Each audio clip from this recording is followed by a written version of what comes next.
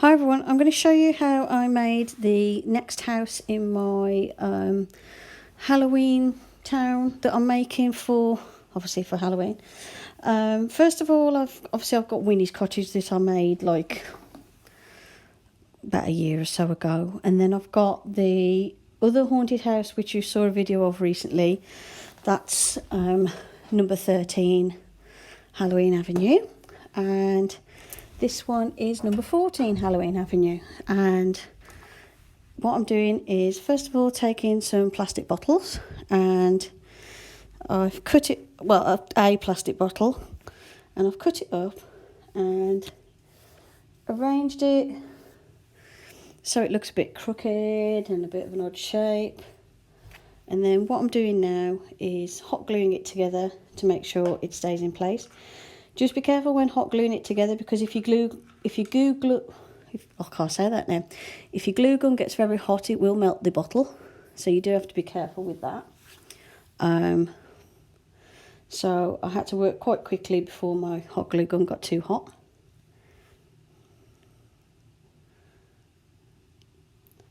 And I accidentally stuck it in the wrong order, because I wanted that neck of the bottle on top, and this piece was originally supposed to go in the middle. It was just like the piece I cut out the middle I was going to turn upside down, but unfortunately I stuck it in the wrong place. I did stick it on top at first, then decided I didn't like it, so you'll see me change that in a minute.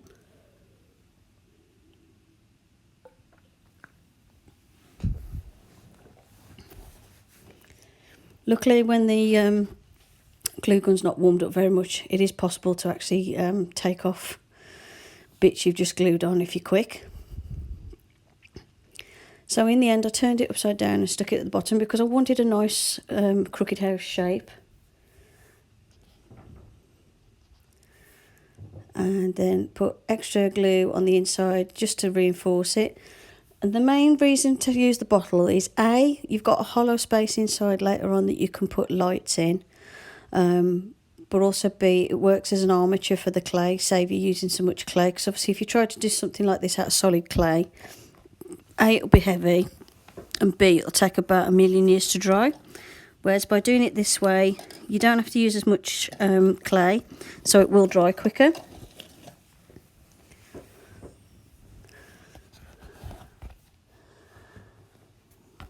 And once you're happy with the shape of it, just make sure you've put plenty of glue on so it stays stuck together, and then just give it a few minutes to dry.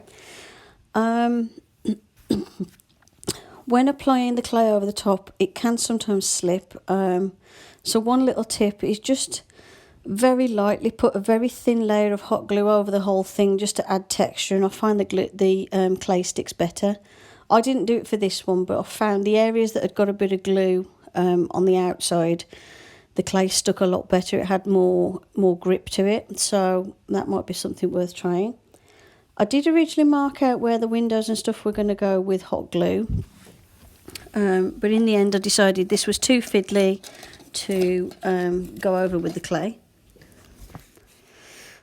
So yeah, even though I made these windows with the glue, it did end up being really awkward afterwards to try and put the clay in place. I think I kept about one of them in the end, and then the rest I just put the windows in different places. So you can do this, but it's a bit fiddly afterwards when you put the clay over the top, so it's up to you. I personally next time won't bother, I'll just put the clay over the top next time.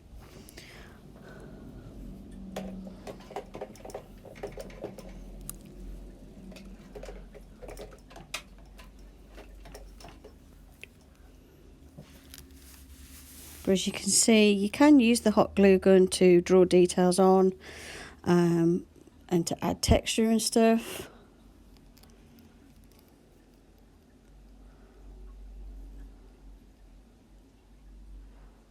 But never mind.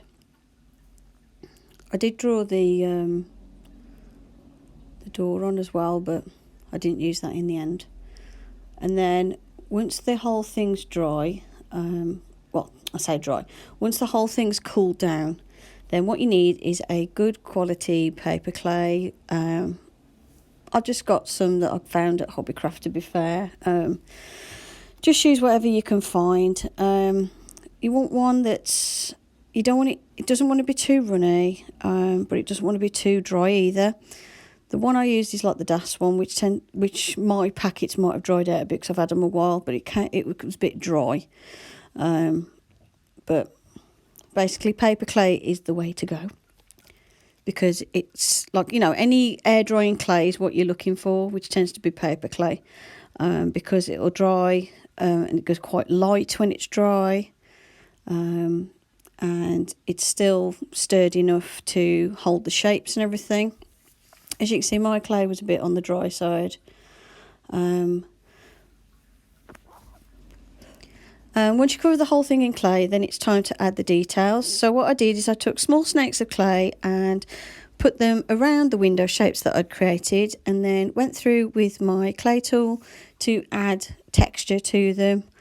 I added this sort of wrinkly texture. I wanted it to kind of look like maybe the windows are made out of vines, or maybe the idea is it's a magical house, so like these windows have appeared in the rock and sort of smushed the rock around as the magical house formed. That's my idea behind it. This is the one window that I did in glue that I did keep. So I just had to go around with my clay tool just to smooth it all down and make sure that all the glue was covered. The rest I sort of put in different places, and I moved the door completely. For the door, I put a thicker piece of clay in a door shape onto the bottle. Then I put a thicker snake of clay around the edge for the door frame. This gave me the depth of clay to work with to add the door texture and to add that nice thick door frame to it. Then I decided to add some texture to the walls itself, so I added a stone texture. So what I did is I took my clay tool and drew these stone shapes all over. I didn't do the back, the very back, because no one's ever going to see the back. So I just concentrated all the detail at the front.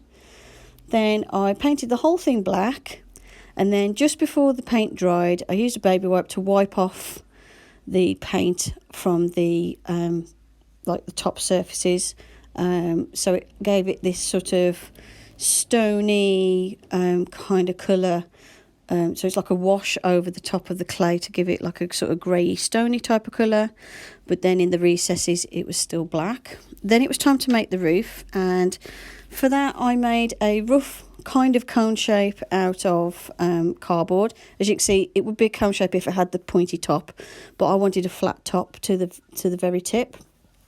You'll see why later. Then I took strips of card and stuck them around to create the roof tiles. And I didn't do it very neatly because the idea is this is quite an old, battered, witchy house, and the tiles are falling off or slipping, and just to add a bit more character to the house.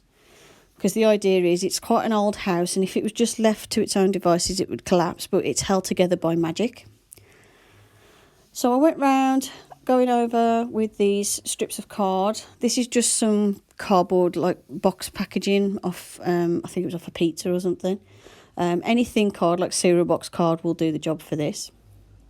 And I worked my way around till I got to the top, as you can see. And then as I got to the top, I made sure I went round and got it as level as I could and started pushing. You'll see in a bit, I'll start pushing the edges down like so, because I want to create that flat top, and just bring in those edges a little bit like so. It just makes the gap smaller.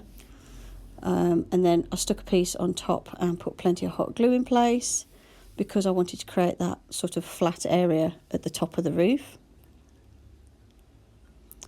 Then I went round with my hot glue gun. Any tiles and things that looked like they weren't stuck down very well, I added a little bit more hot glue to. And then, like I did for the haunted house and Winnie's cottage, I went over the whole roof with my glue gun, just basically scribbling with my glue gun very thinly all over the whole thing. This adds texture to the roof. It makes it look like you could paint them a bit greeny, so it looks like it's just covered in like moss and things, or you know, it just adds texture and a bit more character to the roof than just having it smooth and flat, which is a bit boring.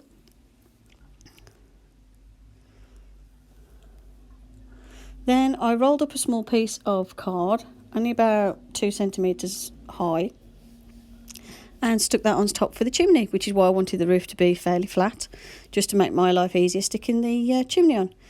Then I made sure the roof was nice and secure, and once the hot glue had set, I covered the whole thing in black paint, exactly the same as I did the house.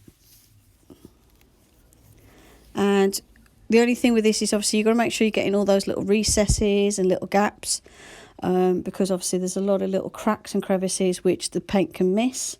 So you do have to go over it a few times to make sure everything is completely covered, because you want the black in all the recesses to add depth to the model, and it just makes it look better.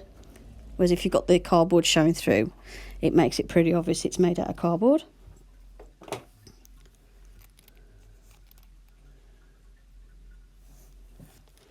So I went over it with my large brush first of all to cover the whole thing, and then you'll see me switch brushes to a smaller brush shortly, and that's where I'm using it to go in all the little crevices and cracks and make sure I cover any little gaps that were left behind.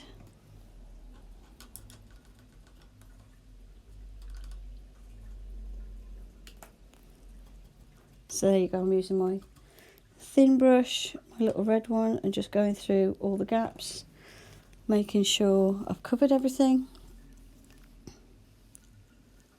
Then I took a baby wipe and just brushed very lightly over the whole surface. This reveals all the texture because it wipes the paint off the textured areas like the hot glue and stuff. And then I went over those textured areas with the grey because I decided I didn't like how it looked. So instead I did dry brushing instead of what I was going to do. So I went over the whole thing in grey and then used a little bit more white as I went round, just to make the detail stand out. And as you can see, as I go over it with the grey, you can see that detail, the texture of the roof standing out a lot more. I touched up a couple of areas on the house as well. And also I went through here and there with a little bit of green to make it look like the house was mossy. And then also touched up around, like where the tiles overlapped, I made sure it was black underneath the tile that was on top, just to make sure you got that depth and that shading still in there. And then used my lighter grey just to go over and make the door frame and the texture of the door stand out a little bit more.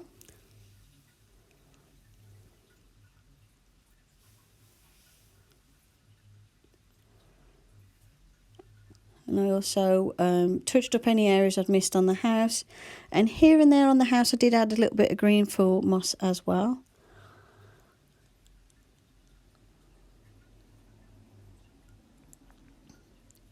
And then once that was done, I stuffed my little micro LED fairy lights inside to light it up. And then what I recommend is when you stick the battery pack inside, just roll up some sellotape and stick it on with that, or use some really good blue tack or something, because you're going to need to remove this when you need to change batteries. And that's it. Hope you enjoyed this video. Thank you for watching. Sorry, ignore the wiggle and my legs. Hope you enjoyed the video. Thank you for watching, and I'll see you in the next one. Bye for now.